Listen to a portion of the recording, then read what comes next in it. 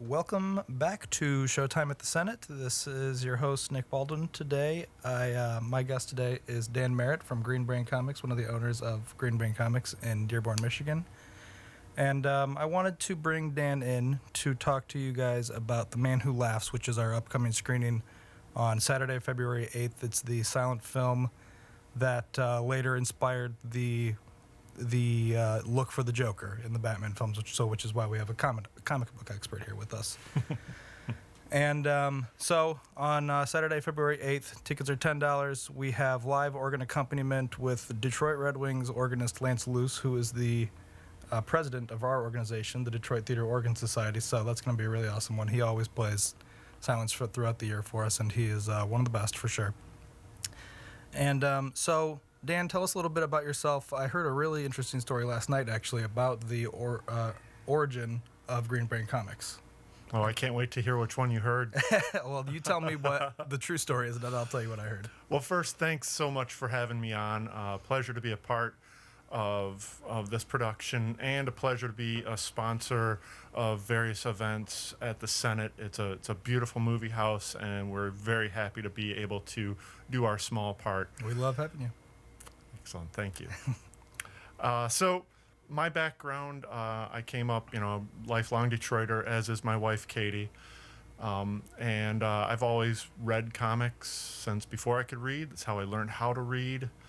And while I did go into regionally the manufacturing industry post-high school, I eventually found my way into comics as a retailer. And I've been doing that now with my wife for 21 years. And we own Gwynplaine Comics in Dearborn, Michigan. The store itself has been around since 1985. Okay. We're coming up on our 35th anniversary this June. That's incredible. Yeah. So is it true that when your wife was an 18-year-old or a high schooler, or she was younger, she had worked at a comic book store, and they were closing, and she basically just said, this is the story that I heard last night. She basically said, well, why don't I just buy all of this, and then I'll start my own store? It's very close, very close. So she had worked for the gentleman that owned our store. He owned several stores throughout the area, and she had worked in one in Wyandotte. Okay. When that closed in the late 80s, early 90s, she moved to the Dearborn store, at that point called Comics Plus. And she had worked there until the day when that owner said he wanted to change professions and offered the store to her first. And her, being a very practical person, said, absolutely not. And it took many long conversations with her and a few adult beverages to convince her that this was our destiny. So in a roundabout way, yeah, it's similar to what you heard. Okay. That's a great story. I like but that. Yeah, that was the last store standing from the chain, which at one point I think had 5 stores and kind of ringed all throughout the Detroit suburban area. Okay. Very cool. Yeah, and it's still standing today. Still standing. We own it corner to corner, own the business, own the building, and are proud to be in the East Dearborn downtown neighborhood. I've been there many times. I like it very much. Thank you. It's on Michigan Avenue. What's the address? 13936. We're just a few blocks west of the Michigan Schaefer conjunction there. Well, there's the address. You guys can go check it out. And you can also check them out again at The Man Who Laughs screening on Saturday, February 8th. So let's talk about The Man Who Laughs. Very interesting film. Extremely dark film. Oh, yeah. Shockingly dark, actually. I am always surprised by the tone of silent films, when, especially like German expressionistic type films like this one, when, I don't know, I didn't obviously know this time period at all, but I guess for some reason I'm always shocked by the darkness of it. I didn't expect the filmmakers at this time, at early stage of cinema, to go so far. Like, so the story is, The Man Who Laughs is a novel written by Victor Hugo, who wrote The Hunchback of Notre Dame. and the man who laughs, he's a boy. The film starts, and he's a boy, and his father is killed, and he is permanently disfigured and has a scar on his face for his whole life. So that for the short period of time that his father is in the film, every time father sees him, the boy is laughing at him, and it's the king. The father. How do I word this? He embarrassed the king or something in such a way so that he did this to the boy, kills the father, and he basically joins the circus after this. And there's this really dark scene of him. The circus actually abandons him when he's a boy, and there's this horribly dark scene of him walking through the snow alone down the street with all of these hanging men, and it's just, I don't know, seeing that shocked me. Oh yeah, that was a very shocking scene. And this movie's kind of been tantalizing for me for decades, never having the opportunity to see the whole thing, but having seen clips. And I was prepared, but there's something about seeing those shocking scenes in such an early movie that it just came out of nowhere, and it just blindsides you, and you realize that what you're looking at was made 100 years ago. Right. That is always what surprises me. I just can't believe that they went so far. So Gwynplaine, he finds a baby in the snow. He continues to go. Gwynplaine is the name of the main character who eventually becomes the Laughing Man. He keeps walking, finds a man in a trailer. It's where he lives, and basically jump forward to when Gwynplaine's an older man, not an older man, but grown up, and the baby's grown up, and he has been this circus performer for his whole life, and a popular one too. And when you see him, it's so obvious now to see where the inspiration from Joker comes from. So what do you know about that? What do you know about Joker's origin from Man Who Laughs to 1940 Batman #1? Right. And this is a real interesting bit of comic history, because it's a matter of little contention inside a matter of bigger contention, and that is the various people that claim creating Batman and consequently claim the creation of Joker. Right. You've got 3 different parties there: Bill Finger, Bob Kane, and Jerry Robinson. Okay. And they all have been on record stating that, yes, Gwynplaine, Man Who Laughs, is definitely the inspiration for the visual appearance of the Joker. Okay.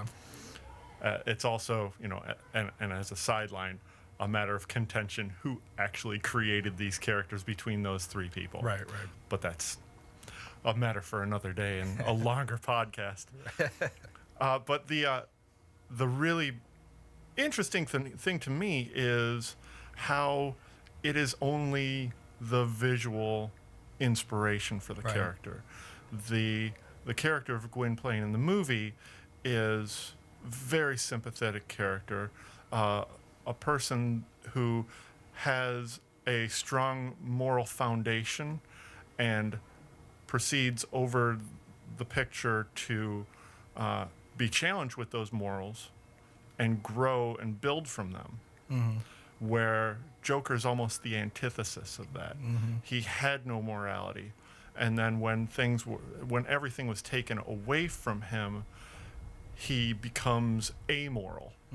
He loses any sense of what is right or wrong, and now it's just the game of playing cat and mouse with Batman. What is interesting, the way you say that actually is, and I know you haven't seen the new Joker yet with Joaquin Phoenix, but this Joker is certainly the most like Gwynplaine, I think. Not in the physical disfigurement, but perhaps mental disfigurement. And because I think personally that he's an extremely sympathetic character as the story begins. And there's this point, I would say like the first half of Man Who Laughs and Joker both kind of have the same step pattern where they they reach this point, but in The Man Who Laughs, and I mean I don't want to spoil anything, but Gwynplaine goes one way, and Arthur Fleck, who is Joker, played by Joaquin Phoenix in Joker film, goes the complete opposite way. So it's interesting to talk about sympathy in Joker, because I think that Joaquin Phoenix's performance does elicit that emotion. I could understand that based on what I've heard, the feedback from the movie. The great thing about what my wife and I do is we get to be in this big social group with thousands, hundreds and thousands of people that go and see these movies and bring their reviews back to us. Mm-hmm. So I've got a long list of customers named Siskel and Ebert. And it's fantastic. It saves me all kinds of money. Yeah. But I'm also a person that enjoys my home theater more than the commercial grade theatrical experience as it exists out in the mainstream. Except for the Senate Theater, I was going to say. The Senate Theater is one of those exceptions. Classic old movie house it gives me an experience.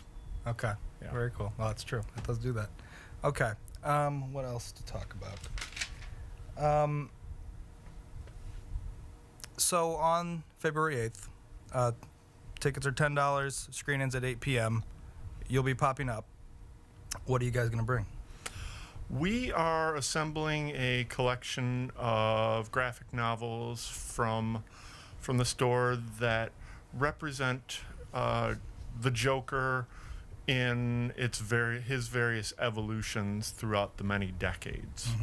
Mm-hmm. There has been literally thousands of different creators meddling with the continuity, the themes, the characters of the Batman-Joker dichotomy.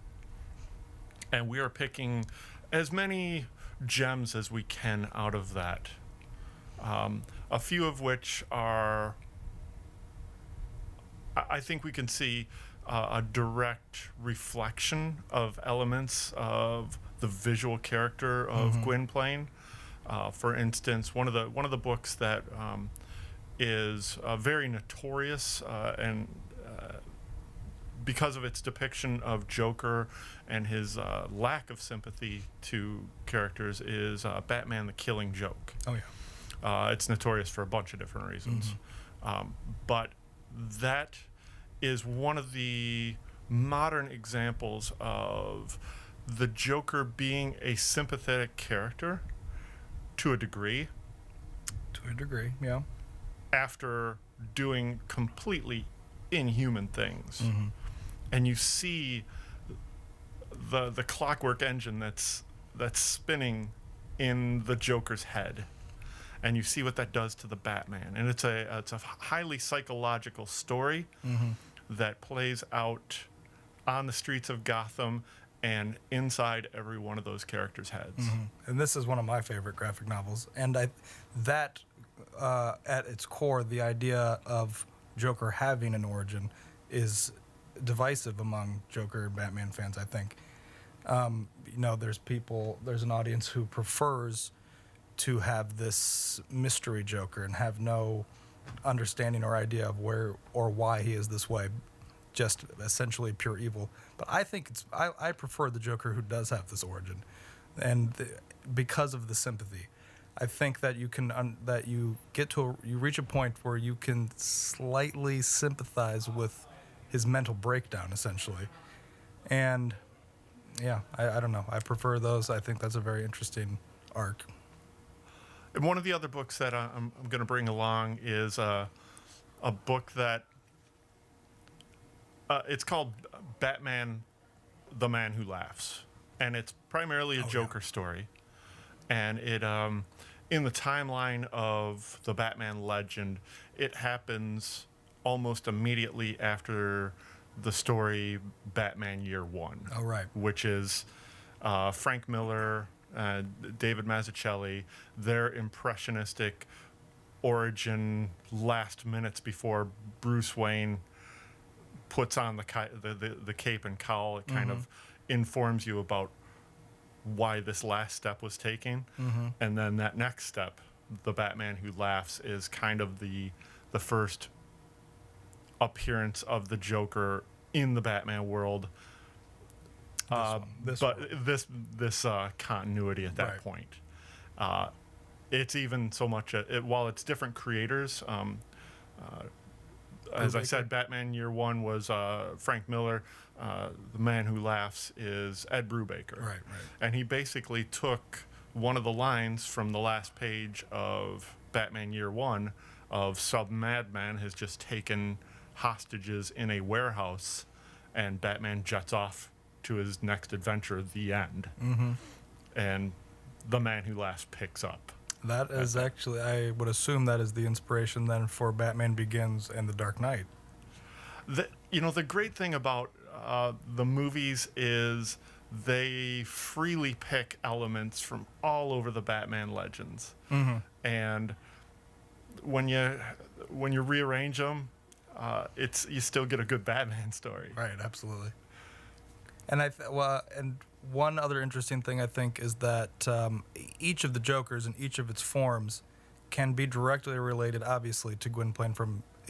He is created from Gwynplaine, but each Joker has its own takeaway from Gwynplaine. Like Heath Ledger's Joker, I think this is the only Joker I can think of that has an actual facial disfigurement, and so he has the similar scarring to Gwynplaine in that film. And Gwynplaine's is actually, looks nice compared, Joker, Heath Ledger's little scarred and nasty, but I think each Joker can be related back to Gwynplaine in some way, in some different way, and in the same way, obviously. Yeah, for sure. And I think we can even include Jack Nicholson in there. Yeah. And he did have some disfigurement elements. Right. Oh, that's right. When he's in the basement and he goes to get it fixed up. Yeah. Almost a comedic sequence there. Right. And that's a little bit more of a moment of the Gwynplaine moment where Gwynplaine goes to the right path and Jack Nicholson Joker kind of like loses it all the way after that. Right. You could see the opportunity for the tears to well in his eyes, Yeah. but they don't. He just starts laughing. Okay, so The Man Who Laughs, 1928 silent film directed by Paul Leni. It's a German expressionistic silent film. Another thing, actually, I was reading about this film is that so it was kind of on the precipice of sound films and silent films, and during the making of it, they were toying with the idea, like, which way do we actually go with it? We can make this a sound film, or we can make this a talkie. Do we do that, or do we keep it silent? And Conrad Veidt, who plays Gwynplaine in the film, his prosthetic mouth and teeth didn't allow him to talk. It didn't allow him to do anything. So that Right. basically sold them on, well, we have to go silent with this. But even still, the way that we're going to show the film is a little different than how you would have seen it, because it was one of the first films that you were going to the theater to see, and there was a soundtrack accompanying the film, not on the organ, but actually in the theater, like via the speakers. Right. Interestingly, movie time. I'd heard that it was originally released as silent with no synced soundtrack, and then they later synced up a soundtrack that included the hit that they were trying to sell music sheets for. Right. That was also, suggested in the package for the live players. Mm-hmm. Another interesting piece about that. Such a history. Such a history. So you'll be able to see that history for yourself at the Senate Theater, Saturday, February 8th. Tickets $10. Live organ accompaniment by Detroit Red Wings organist Lance Luce. He'll be playing on the mighty Wurlitzer pipe organ, which we've talked about in the past. It's from the Fisher Theater. One day we'll have a whole podcast about the history of the theater and the history of the organ, because it's a magnificent instrument. And you got to come see it and hear it for yourself. It is beautiful. It's beautiful. I love being there. I love being a part of the support community for the theater, and it's just always a fun experience for me. And we appreciate it, and we really appreciate you coming out. Very and thanks good. for coming today too, Dan. Thanks for inviting me, Nick. It was a pleasure. Thanks.